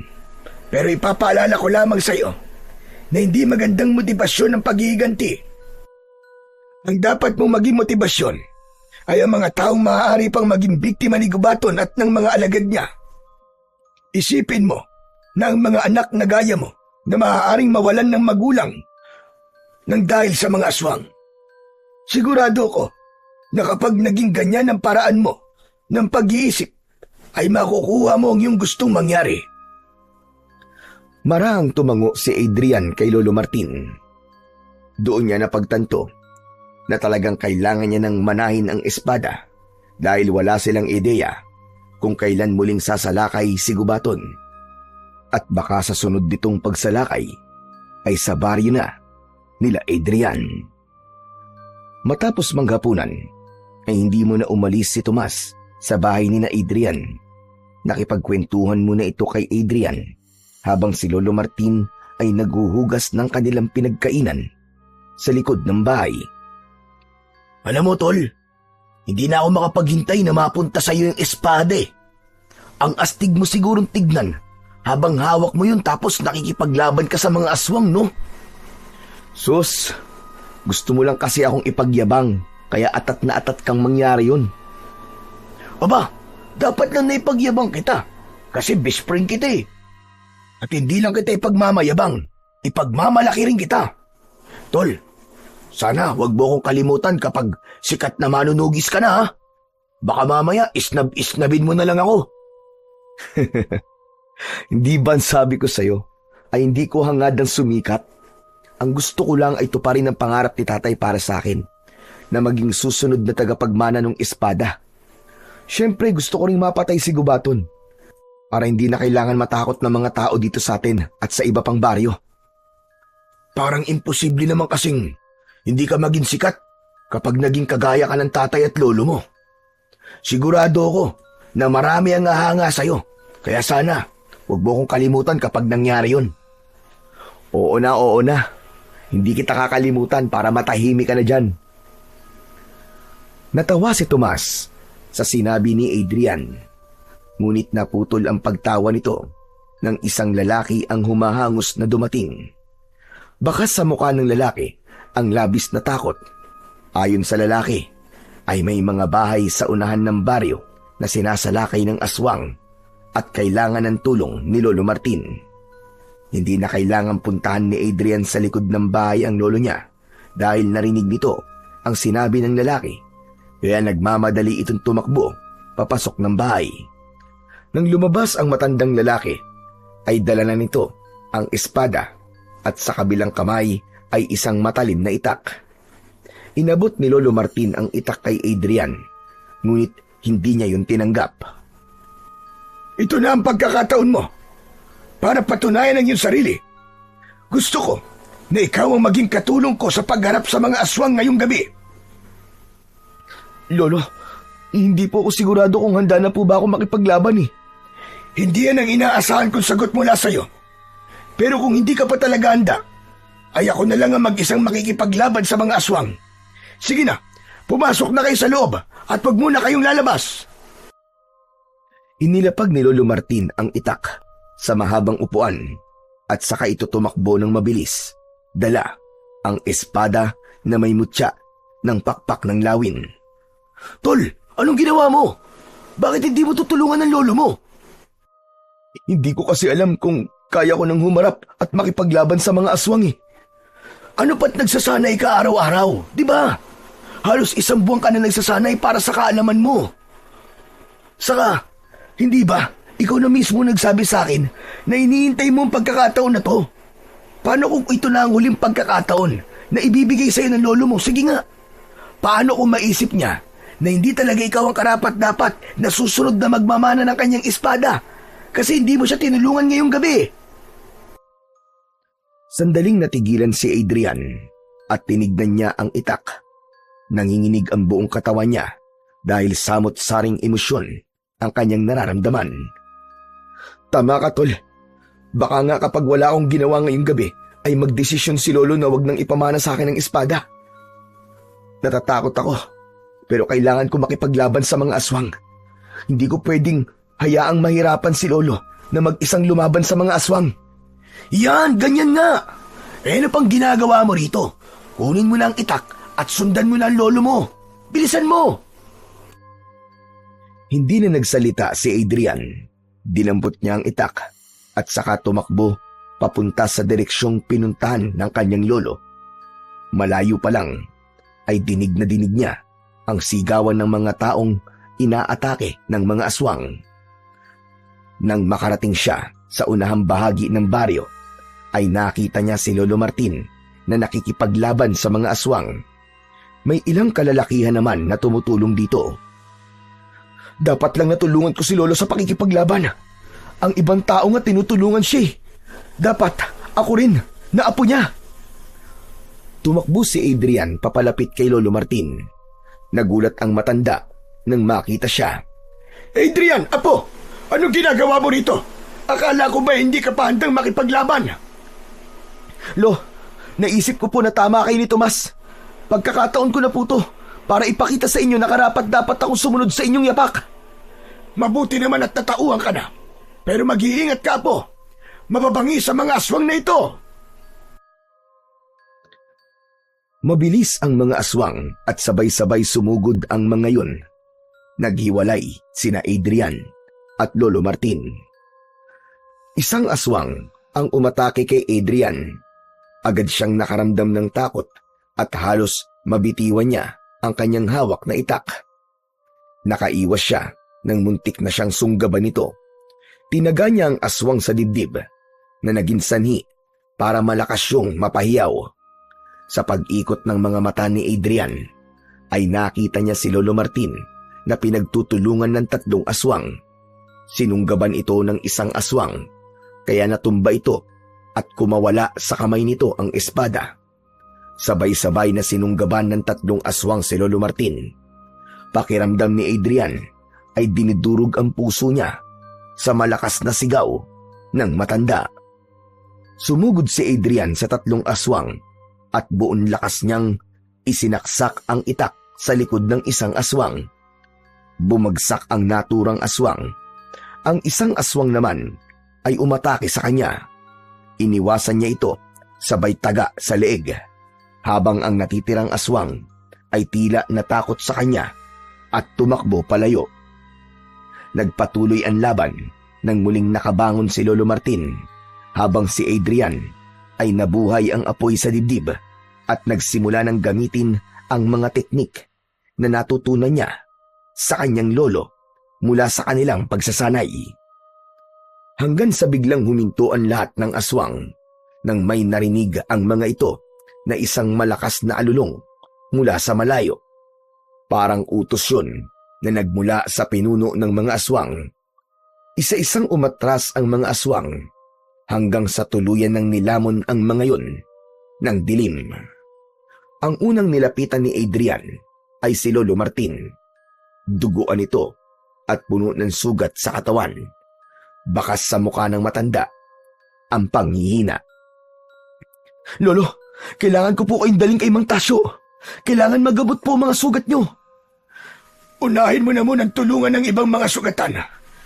Sige na, kaya ko ang sarili ko, apo. Pero Lo, sige na, sundin mo na lang ang utos ko sa'yo. May pag-aalinlangan na binitiwan ni Adrian si Lolo Martin. Tumalikod na siya upang tulungan ang iba pang mga sugatan. Pero hindi pa man siya nakakahakbang, ay narinig niya ang pagbagsak ni Lolo Martin sa lupa. Pagharap niya rito, ay nanlaki ang mga mata niya nang makitang walang malay na nakahandusay si Lolo Martin sa lupa. Puno ng pag-aalalang binalikan ni Adrian ang matanda. Binuhat niya at itinakbo niya ito sa kilalang albularyo sa kanilang lugar na si Mang Tasyo. Pagdating ni na Adrian at Lolo Martin sa bahay ng albularyo, ay agad na nilapatan ng lunas ng manggagamot ang mga sugat ni Lolo Martin. Kahit paano ay nabawasan ang pag-aalala ni Adrian nang sabihin ni Mang Tasyo na buhay pa ang kanyang lolo. Ayon dito, ay masyadong maraming sugat ang natamo ni Lolo Martin, kaya ito nawalan ng malay. Matapos magamot ng albularyo si Lolo Martin, ay inuwi na ito ni Adrian sa kanilang bahay. Nagpatulong siya sa kaibigan niyang si Tomas na ihiga ang wala pa ring malay na si Lolo Martin sa kama nito. Tol, ano nangyari kay Lolo? Buhay pa ba siya? Pambihira ka kung makapagsalita ka naman, parang gusto mo na siyang mawala. Natural, buhay pa siya. Wala lang siyang malay dahil sa mga sugat na natamo niya sa mga aswang. Salamat naman sa Diyos at buhay pa si Lolo Martin. Pero mukhang mababangis sa mga aswang na sumalakay dito sa atin Ngayon ko lang kasi nakitang ganyan si Lolo Martin Ako rin, Tol. Pero sa tingin ko, ay dahil sa matanda na si Lolo, kaya ganyan na nangyari sa kanya. Mahina na siya at hindi na siya gaya nun na talagang ubod ng lakas. Malungkot na tinignan ni Adrian si Lolo Martin. Sa kabila ng napakaraming sugat nito, ay ipinagpasalamat pa rin niya sa Diyos na buhay pa ito. Hindi lang kasi kay Adrian malaking kawalan si Lolo Martin, kundi maging sa buong baryo nila, dahil tanging ito lamang ang may kakayahan na makipaglaban sa mga aswang sa kanilang lugar. Kinabukasan ng umaga, habang nagluluto ng almusal si Adrian, ay biglang lumabas si Lolo Martin sa kwarto. Hirap itong maglakad at sa bawat takbang ay napapangiwi ito. Mabilis na nilapitan at inalalayan ni Adrian si Lolo Martin. Lo, hindi na po muna dapat kayo tumayo Sariwa pa po mga sugat nyo. Humiga na po muna kayo ulit at dadalang ko na lang po kayo ng almusal sa kwarto nyo. Hindi ko kayang mahiga lang kapag ganitong umaga na. Hayaan mo ko at kaya ko naman ang sarili ko. Yan din po ang sinabi nyo sa akin kagabi. At sabi nyo, kaya nyo. Pero nung nangyari, bigla na lang po kayo nawalan ng malay. Sige na po, aalalayan ko po kayo sa pagiga. Hindi na kumontra si Lolo Martin. Maingat itong inalalayan ni Adrian hanggang sa makarating ito sa papag. Naupo lang doon ang matanda. Dito lang po kayo Tatapusin ko lang po niluluto ko para makakain na po tayo. Tapos, papalitan ko rin po ang benda nyo. May binigay din pong gamot si Mang Tasyo para sa kirot. Kailangan niyo po yung inumin pagkatapos nyong kumain. Bumalik si Adrian sa kusina upang tapusin ang kanyang ginagawa. Matapos niyang magluto, ay dinalhan niya ng pagkain at kape si Lolo Martin. Doon na rin siya kumain dahil alam niyang hindi sanay ang lolo niya na kumain ng mag-isa. Grabe po naging laban natin kagabi sa mga aswang, Lolo. Hindi ko po akalain na talaga palang nakakatakot na gawin ng ganung bagay. Unang beses ko po yung ginawa at nalaman ko na mahirap pala talaga ang ginagawa niyo ni tatay. Kaya mas lalo pong tumaas ang paghanga ko sa inyong dalawa. Ako rin. Tumaas din ang paghanga ko sa ginawa mo kagabi, Adrian. Ano po? Nagbibiro po ba kayo? Bakit naman po kayo hahanga sa akin? Hindi ko nga po naubos yung mga aswang Hindi importante na maubos mo sila o hindi. Ang pakikipaglaban mo sa kabila ng iyong takot ay isang bagay na kahanga-hanga. Hindi lahat ng tao ay kayang gawin ang ginawa mo. Isa pa, Adrian, utang ko sa iyo ang aking buhay. Ikaw ang nagligtas sa akin mula roon sa 3 aswang. Nung nakita ko po kasi kayong nahihirapan, parang bigla akong tumapang Wala nang nasa isip ko ng sandaling yon kundi ang iligtas kayo, Lo. Pero Lolo Martin, yung mga aswang po na nakalaban po natin kagabi, sa tingin niyo po ba alagad po sila ni Gubaton? Sigurado ko na alagad sila ni Gubaton. Yung alulong na narinig natin mula yun kay Gubaton. Yun ay hudyat na pinapaatras niya ang kanyang mga alagad. Maraming beses ko nang narinig ang alulong na yun. Kaya hindi ako maaaring magkamali. Kung ganun, nagsisimula na po pala silang umatake dito. Ay, Lo, oo nga po pala. Yung espada niyo po naroon pa rin po sa una ng ating baryo. Binabantayan po yun ni Tomas para masiguro na walang hahawak na iba ron. Kahit po alam ng mga tao rito sa atin na hindi nila maaaring hawakan yon, ay mas mabuti na po ang sigurado. Kaya po pinapabantayan ko yung kay Tomas. Mabuti naman kung ganon. Mamaya ibabalikan ko yon para ako mismo ang kumuha at para may pamana ko na rin sa iyo. Nanlaki ang mga mata ni Adrian sa sinabing yun ni Lolo Martin. Pakiramdam niya ay malinang ang pagkakadinig niya. Teka, ano pong sabi niyo, Lo? Pwede po bang pakiulit? Nabingi ka ba sa lakas ng sigaw ng mga aswang kagabi? Kaya hindi mo na narinig ang aking sinabi. Narinig ko po, Lo, pero gusto ko lang po makasiguro kung tama nga po ang pagkakadinig ko. Tama po ba? Ipapamana niyo na po sa akin ng espada? Oo, tama ka ng pagkakarinig. Sapat na mga nakita ko kagabi para makumbinsi mo ko na karapat-dapat ko nang ipamana ang espada sa'yo. Isa pa, mahina ng katawan ko at kahit ang isang makapangyarihang espada ay di na ako magagawang palakasin ng gusto. Panahon na para magkaroon ng mas bata at mas malakas na bagong tagapangalaga ang aking espada. At yun ay walang iba kundi ikaw, Adrian. Hindi po ako makapaniwala. Maraming salamat po, Lolo. Hindi ko po alam ang sasabihin ko pero sobrang saya ko po. Salamat po talaga! Hindi na napigilan ni Adrian ang mapaluha sa labis na kasiyahan. Maingat niyang niyakap si Lolo Martin at sa loob niya ay nagpasalamat din siya sa Panginoong Diyos dahil naniniwala siya na ito ang may kaloob para mangyari ang bagay na matagal niya nang inaasam. Matapos mag-almusal, ay pinainom na ni Adrian ng gamot si Lolo Martin. Inalis niya ang benda ng mga sugat nito at sa kanya yon nilinisan. Pinalitan niya rin ng malinis na benda ang mga sugat ni Lolo Martin.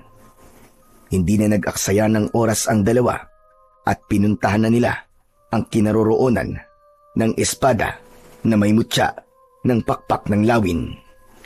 Naabutan nila roon si Tomas na matyagang nagbabantay sa espada ni Lolo Martin na nakalapag sa lupa.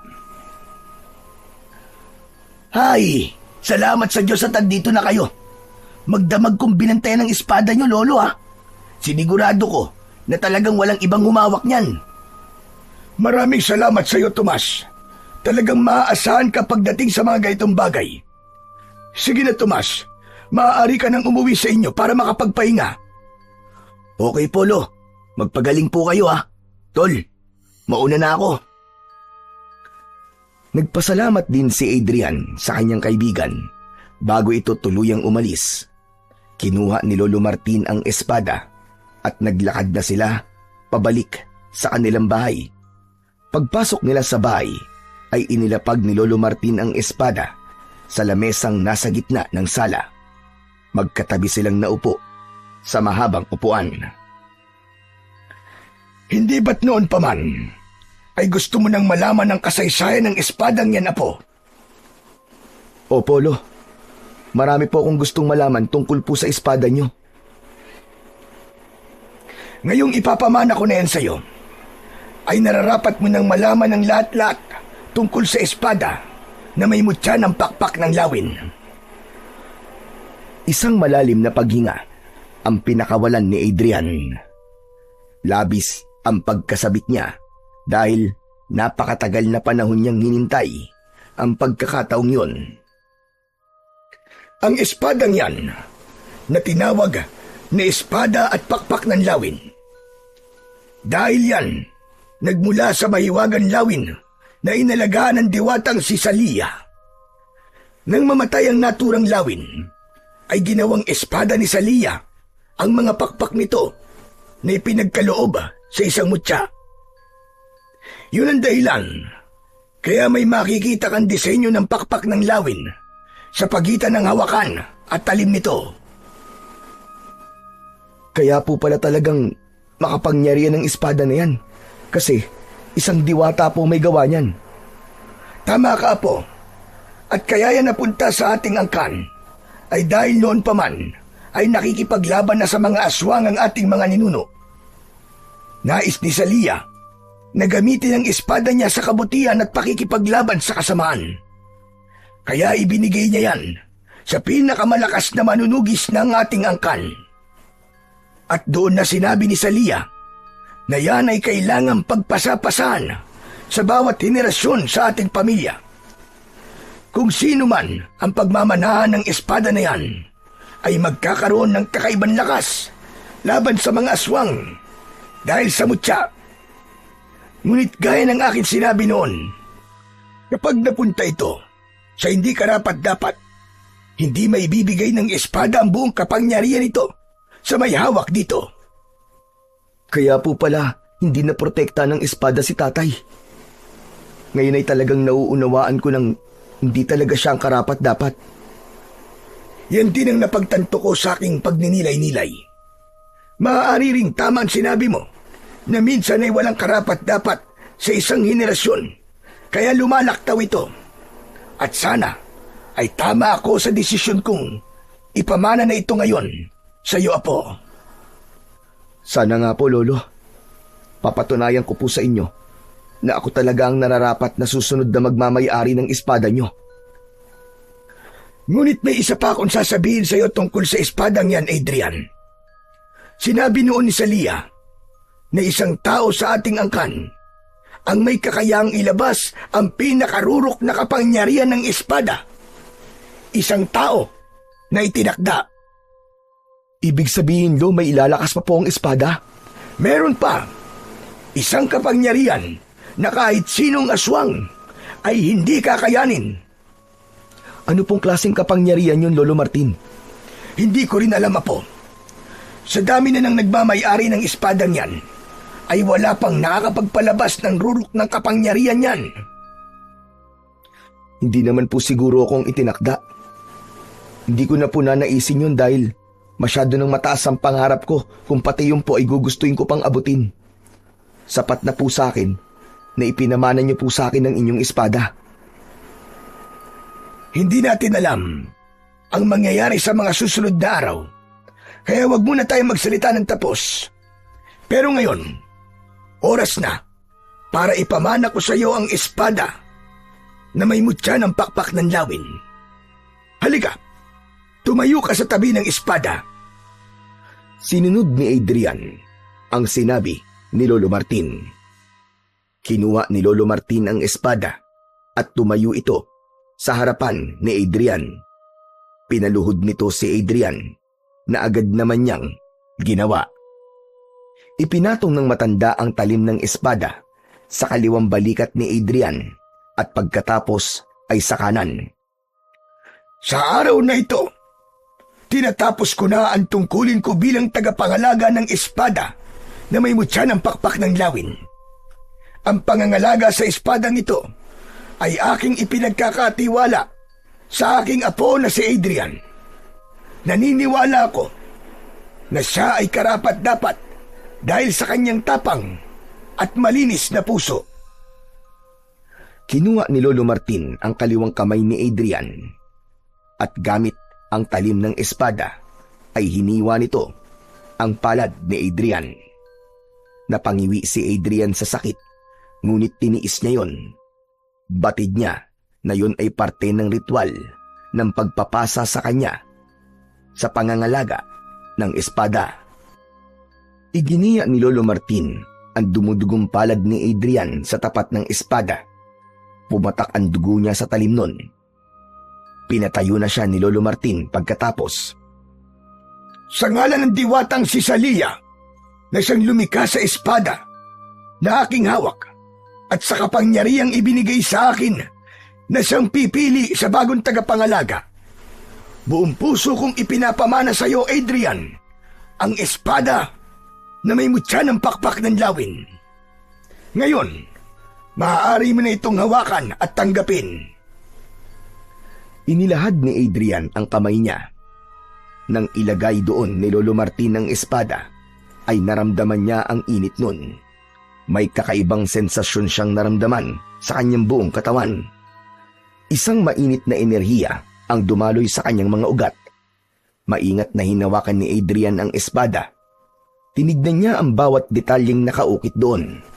Tumuon ang mata niya sa pakpak ng lawin na nasa pagitan ng hawakan at talim ng espada. Simula sa araw na ito, ikaw nang tagapangalaga ng espada.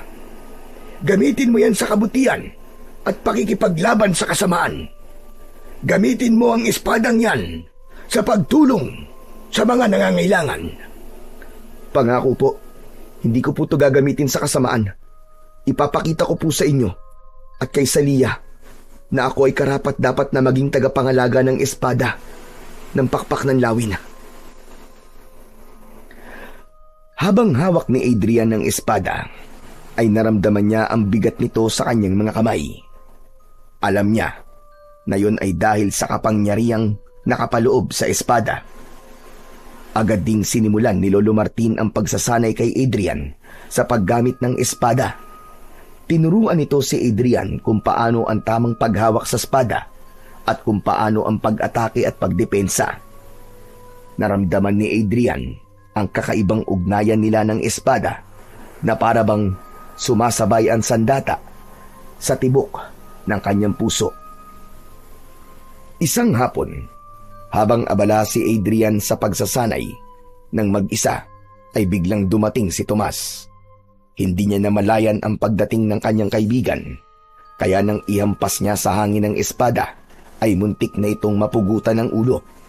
Agad namang inilayo ni Adrian ang talim ng espada sa leeg ni Tomas, na pinagpapawisan dahil sa takot. Anak ng, ano ba tol? Buntik mo na akong patayin ah! May galit ka ba sa akin? Bigla ka na lang kasing sumusulpot eh. Magpasalamat ka at hindi ko naputol ang ulo mo. Mabuti na lang talaga. Parang nakita ko kanina ang lahat ng nangyari sa buhay ko simula nang isinilang ako ah. Akala ko katapusan ko na talaga tol. Pero teka, espada ni Lolo Martin yung hawak mo ah. Bakit mo hinawakan yan? Baka malasing ka tol. Mamalasin lang ako kung hindi akong tagapangalaga nitong espada. Tapos sinawakan ko to. Teka. Ano sinabi mo? Ibig bang sabihin, tol? Ipinamana na ni Lolo yan sa'yo? Oo, nung nakaraang araw pa. Huli ka na sa balita. Hindi nga. Totoo ba yan? O baka gino-joke time mo lang ako? Sa tingin mo ba'y magkakaroon ako ng lakas ng loob na hawakan to kung hindi pa to pinamana sa akin ni Lolo? Sige nga. Saka bahala ka kung ayaw mo maniwala. Naniniwala naman ako eh. Kaya lang, hindi ko inaasahan na ipinamana na sa'yo ni Lolo yan. Niwala ka kasing sinabi kahit ilang beses na tayo nagkita. Kilala kasi kita, Tomas. Panigurado na kapag nalaman mo, ay ipagkakalat mo agad yun sa buong baryo. Nako. Malamang.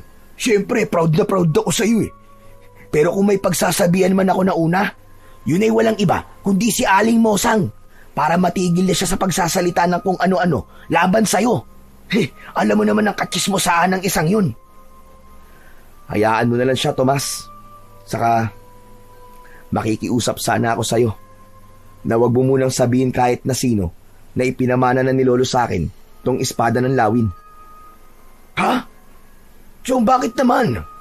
Ayaw mo bang malaman ng lahat ang tungkol sa pagpapamana sa'yo ni Lolo niyan? Para naman masupalpal lahat ng may hindi magagandang sinasabi sa'yo. Wag muna, Chong. Ayoko munang ipaalam kasi wala pa ako napapatunayan simula nang ako lang nagmamay-ari nitong espade. Gusto ko, sila mismo makakakita na ako na ang bagong may-ari nito. Sa bagay, mas maganda nga yung nasa isip mo. Kung malalaman kasi agad ng mga tao na ipinamana yan sa'yo ni Lolo, paniguradong marami na kaagad silang masasabi. Kaya mas mabuti na makita na lang nila kung paano mo yan gamitin sa pakikipaglaban mo sa mga aswang. Pero tol, alam mo, medyo kinakabahan pa rin ako eh. Pambihira! At talagang ngayon ka pa kinakabahan ha? Kung kailan nasa'yo na ang espadang makapangyarihan na yan? Kasi may pakiramdam ako na sa susunod na pag-atake ng mga aswang ay makakaharap ko na ang pinuno nila na si Gubaton.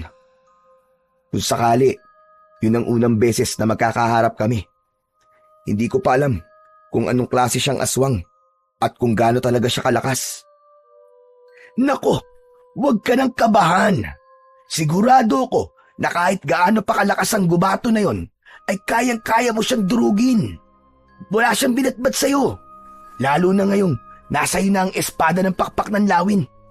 Basta, kapag umatake ang gubato na yun dito, hindi pwedeng hindi ako manonood ha. Gusto kong makita kung gaano ka kaastig makipaglaban. Ano, best friend? Kaya kaibigan kita eh. Napakalaki ng tiwala mo sa akin. Salamat best friend ha. Kasi ikaw talaga ang palagi nagbibigay sa akin ng lakas ng loob. Lalo na sa mga panahon na pinanghihinaan ako at maliit ang tingin ko sa sarili ko. Sus! Nagdrama na naman ang best friend ko. Tumigil ka na nga, baka magkaiyakan pa tayo dito eh. Sige na, tuloy mo na ang pagsasanay mo. Papanoorin lang kita dito. Galingan mo ha.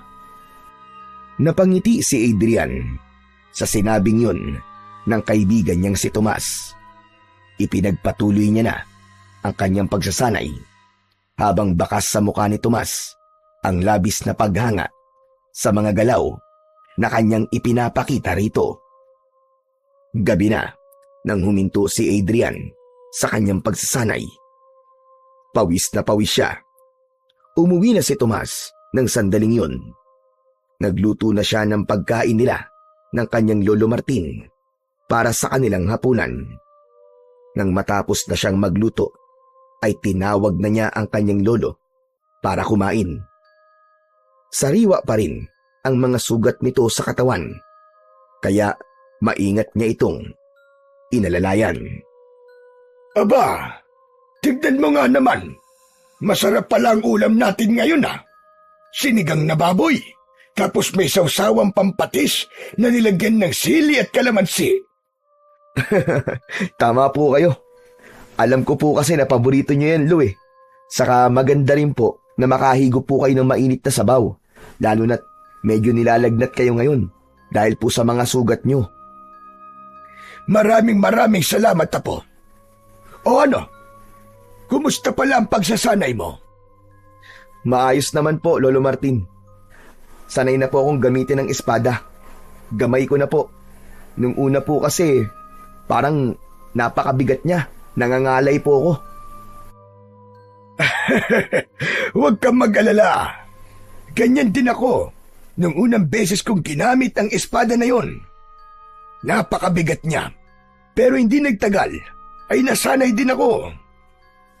Sa gitna ng pag-uusap nina Adrian at Lolo Martin, ay narinig nila ang sigawan ng mga tao sa labas.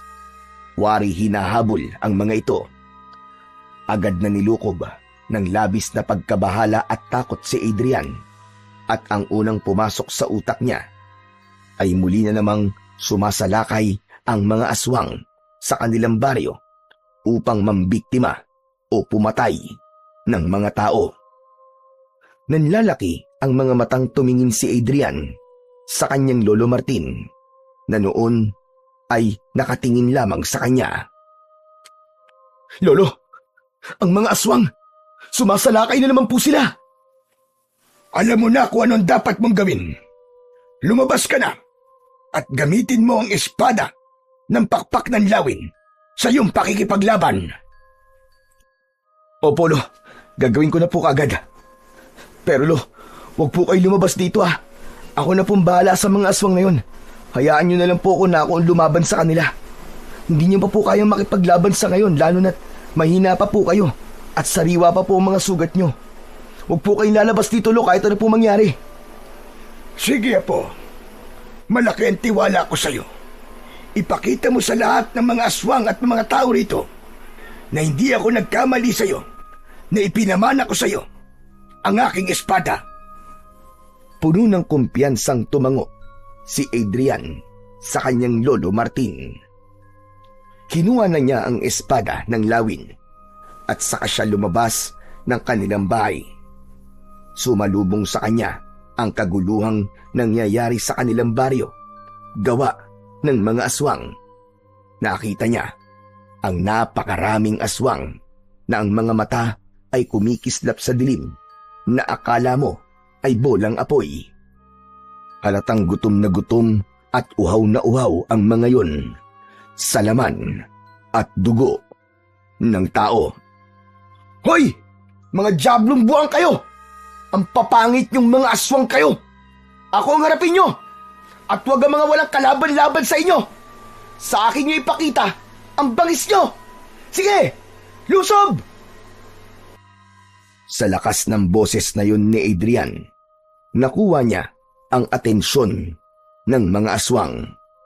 Maging ang mga tao ay nagulat nang makitang hawak niya ang espada ng lawin. Isang aswang ang unang umatake sa kanya. Tumalon ito ng mataas, ngunit sinalubong naman niya ito ng espada at nagawa niyang gilitan ang leeg ng naturang aswang. Bumagsak ang aswang sa lupa na agad na binawian ng buhay. Kasunod noon ay 3 pang aswang ang umatake mula sa harapan niya. Hindi umatras si Adrian. Mabilis ang kanyang galaw at matagumpay niyang naiwasan ang mga pag-atake ng mga yun. Gamit ang espada ng lawin ay pinutol niya ang braso ng isang aswang at may isa pang aswang na sinaksak niya sa dibdib at pinagdiinan niya pa ng gusto. Ang isa ay sumugod sa kanya mula sa gilid pero naramdaman niya yon at nagawa niyang sumalag gamit ang espada at sa kanya ito sinaksak sa likod na agad nitong ikinasawi.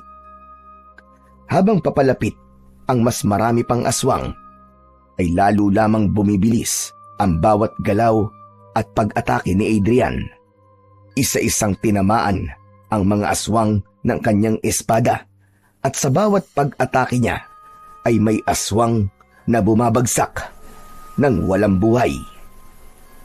Sa bawat pagbagsak ng mga aswang ay lalong naging matatag ang loob ni Adrian. Pakiramdam niya ng mga oras na yon ay kasama niya sa pakikipaglaban ang tatay niya at ginagabayan siya. Ang lupa sa paligid niya ay napuno ng mga bangkay ng aswang. Nagkalat ang mga putol-putol na katawan ng mga ito at nagsambulat ang mga loob ng aswang sa paligid. At kahit humihingal siya at nanginginig ang kalamnan, ay hindi niya hinayaang panghinaan siya ng loob. Matalas ang pag-iisip at nag-uumapaw ang determinasyon na matalo ang mga kampon ng kadiliman. Ngunit sa gitna ng pakikipaglaban ng binatang si Adrian, ay biglang dumagundong ang isang napakalakas na pag-alulong. May hinala na siya na kung sino yun at hindi nga siya nagkamali. At dahil sa paglingon niya sa pinanggagalingan nun, doon niya nakita ang isang malaking aswang. Nakangisi yun habang naglalakad papalapit sa kinaroroonan niya.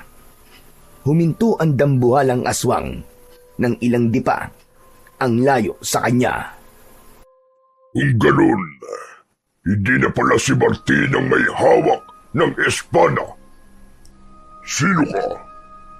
Ipakilala mo ang iyong sarili sa akin.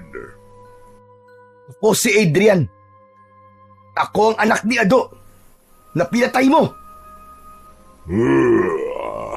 Si Ado, ang manunugis na akin nang pinaslang.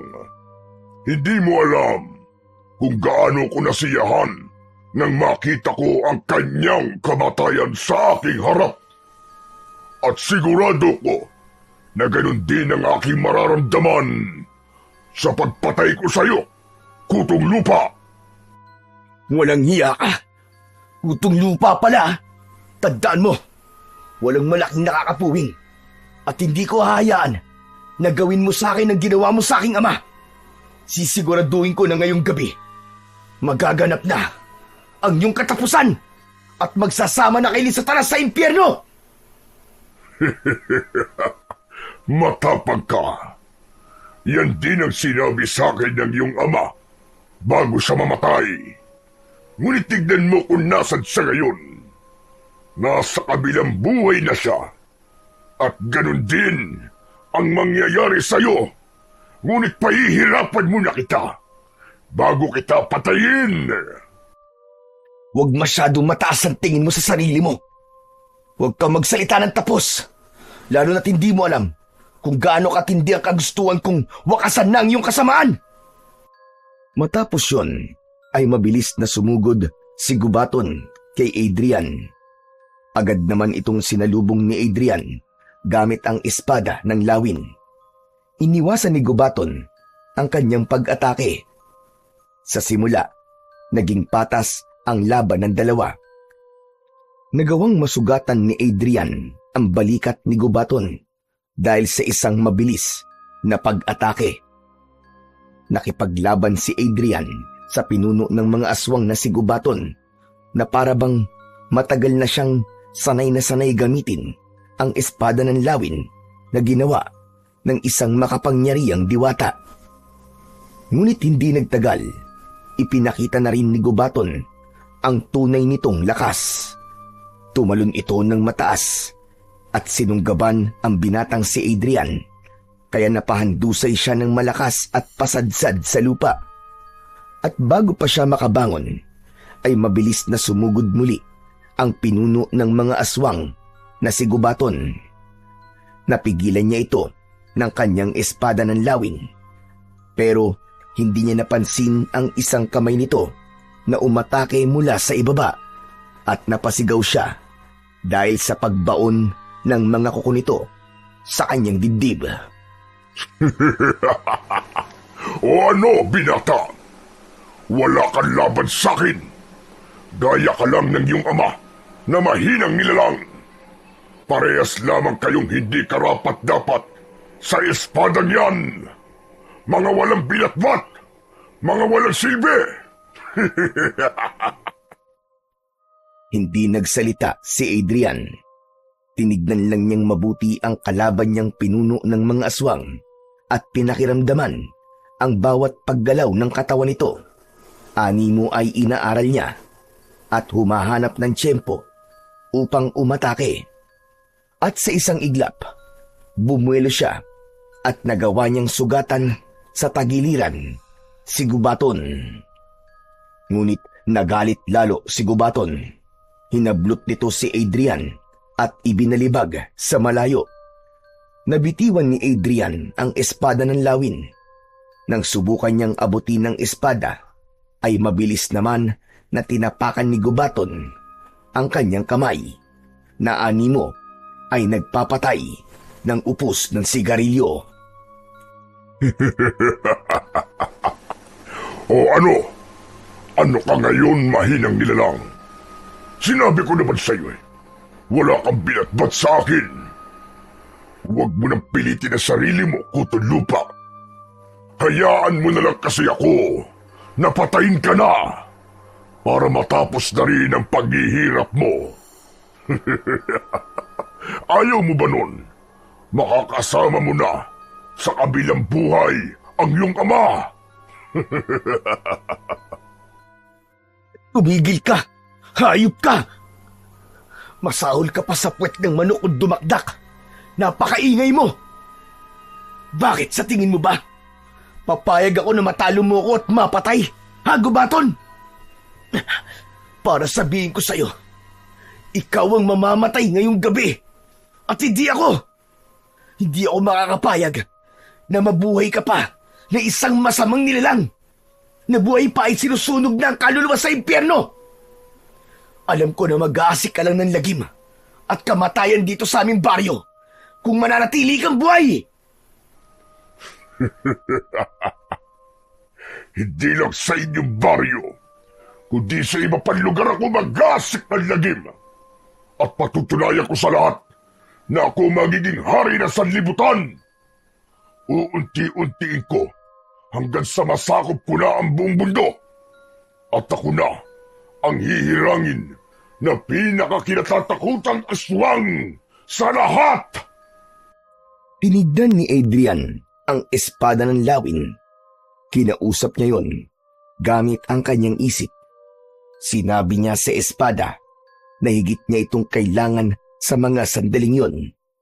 Labis na namangha si Adrian nang tila naunawaan naman siya ng espada dahil bigla yung binalot ng nakakasilaw na liwanag.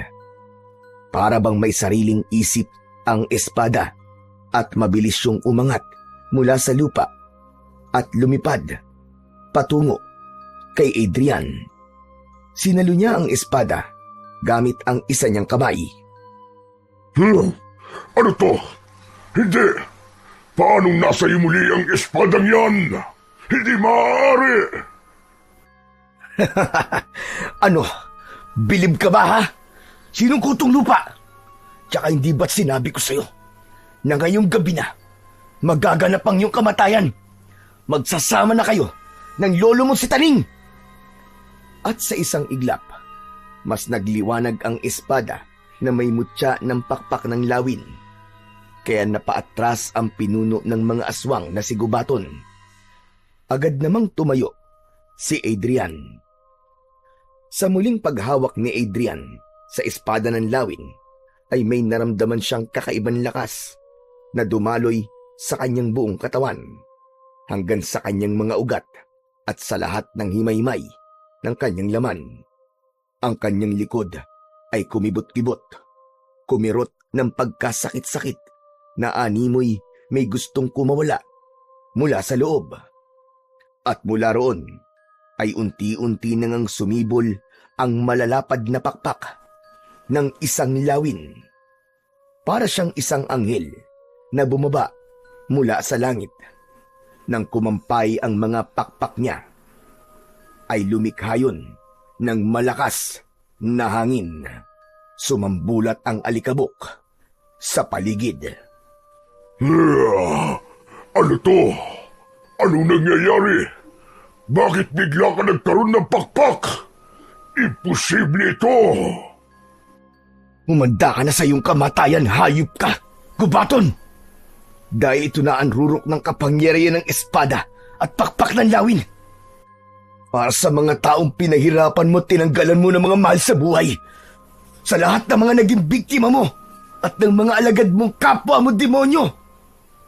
At syempre, para sa aking ama, na pinaslang mong hayop ka na walang ginusto, kundi ang mamuhay ang mga tao sa aming baryo ng payapa at tahimik. Hayop ka para sa lahat ng pinaslang mo. Ito na ang katapusan mo!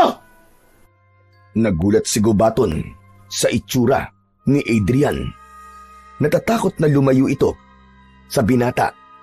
Maging ang mga alagad nitong aswang ay tumakbo na rin para tumakas. Ngunit hindi pinayagan ni Adrian na mangyari yun. Lumipad siya at pakiramdam niya ay ginagabayan siya ng kanyang espada. Mabilis siyang sumugod papunta kay Gubaton at dinakma niya ito sa leeg gamit ang isang kamay. Isinama niya ito sa kanyang paglipad sa himpapawid. Nang napakataas na sila, ay saka huminto si Adrian. Sa kabila ng pagwawala ni Gubaton, ay hindi nito nagawang makawala sa mahigpit na pagkakahawak ni Adrian. Ano, Gubaton? Sino ang kutang lupang sinasabi mo? Sabihin mo! Tapusin na natin to, Gubaton. Tapusin na natin ang kawalangyaan mo at kademonyohan mo. Wag! Wag! Maawa ka sa akin! Hindi ko na uulitin ang lahat ng mga ginawa ko. Magpapakalayo-layo kami at hindi na kami mamiminsala ng mga tao. Pakawalan mo lang ako. Magbabagong buhay na kami. Ibang klase ka ring hayop kay, no? Naririnig mo ba ang mga sinasabi mo? Maawa! Ako maaawa sa'yo! Hayop ka! Bakit? Naawa ka ba sa tatay ko at sa lahat ng mga pinaslang mo? Hayop ka! Ang mga kagaya mo ay hindi dapat kinakaawaan. Katapusan mo na, Gubaton. Katapusan mo na! Kahit na anong pagmamakaawang gawin mo, ay hindi nauubra sa akin. Ngayon, kung may alam kang dasal, magdasal ka na sa kapwa mo demonyo. Dahil ito na ang magiging katapusan mo! Walang babalang binitiwan ni Adrian si Gubaton. Malakas itong bumagsak sa lupa. Halos hindi na ito makagalaw habang may dugong lumalabas sa bibig at ilong nito. Matapos yun ay bumulusok pababa si Adrian papunta sa pinuno ng mga aswang at buong lakas niyang itinarak ang espada ng lawin sa dibdib ni Gubaton at pinagdiinan niya pa yon ng gusto hanggang tumagos sa likod nito. Hayop ka! Hayop ka, Gubaton! Para yan sa pagpatay mo sa tatay ko. At para sa mga inosenteng buhay na kinuha nyo. Pagkahugot ni Adrian ng espada, ay tuluyan ng binawian ng buhay si Gubaton. Kasunod nun ay unti-unti nang naglaho ang pakpak ng lawin sa kanyang likod. Luminga si Adrian sa paligid niya at kahit isang buhay na aswang ay wala siyang nakita. Para sa mga alagad ni Gubaton at sa iba pang aswang na magtatangka maggasik ng kasamaan, kung naririnig niyo ako, gusto kong tandaan niyo ang aking sasabihin. Simula sa gabing ito, ay ako na ang makakalaban niyo. Sisiguraduhin ko na lahat kayo ay mamamatay, gaya ng aswang na nasa aking harapan ngayon. Hindi ako natatakot sa inyo. Kayo ang dapat na matakot sa akin. Hindi makapaniwala ang mga tao habang nakatingin kay Adrian. Alam ni Adrian na sa sandaling yun ay naipakita niya na sa mga taong maliit ang tingin sa kanya na siya ang karapat-dapat na tagapagmana ng espadang hawak niya. Hindi nagtagal ay masayang lumapit si Lolo Martin kay Adrian. Lolo, patay na po si Gubaton. Matatahimik na po tayong lahat. Hindi ako makapaniwala. Ikaw ang itinakdang makakapagpalabas ng rurok ng kapangyarihan ng espada at pakpak ng lawin. Ang pakpak na lumabas sa iyong likod, sigurado ko na yun ang senyales na ikaw, Apo, ang itinakda. Masayang nagyakap ang maglolo. Maging si Adrian ay hindi makapaniwala sa mga nangyari kanina. Ganun pa man, masaya siya dahil nagkaroon na ng hustisya ang mga naging biktima ni Gubaton, lalo na ang pagkamatay ng kanyang ama. Natutunan ni Adrian na ang kabiguan ng nakaraan ay hindi hadlang para sa tagumpay ng kasalukuyan.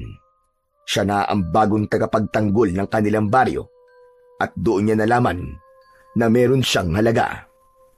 Alam niya na sa gabing yun ay tuluyan ng magbabago ang buhay niya, pero handa siya sa malaking pagbabagong yun basta nasa tabi niya ang mga taong totoong nagmamahal at nagtitiwala sa kanya.